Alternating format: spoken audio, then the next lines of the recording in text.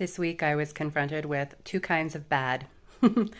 Bad, take as you will. But a lot of times when we repeat our own suffering, when we don't take care of ourselves, when we leave things to the last minute and then they're very stressful for us and our inner child, when we kind of go to the same places that aren't healthy for us, these are kind of like bad.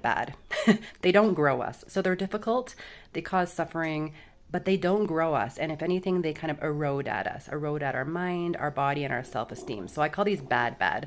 And then there's also good bad. Good bad is still difficult. It still might cause suffering. It still might be triggering, but it's going to get you somewhere eventually.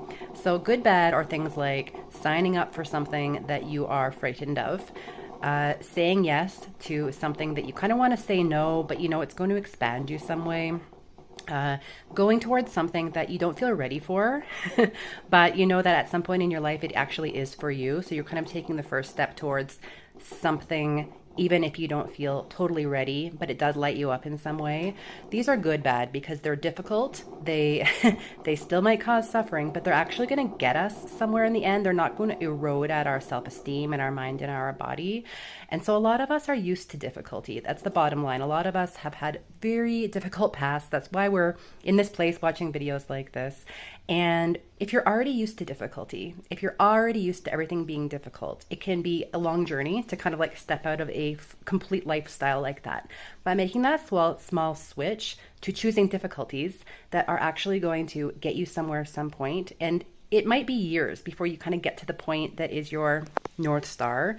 It might not turn out exactly the way that you hoped or you thought, but it's going to open up your awareness, open up your vibration to more uplifting things anyways. So even if it doesn't get you exactly where you want to go and you don't succeed with flying colors, you're probably going to energetically open up the doors to some pretty awesome things along the way. It's going to shift you totally.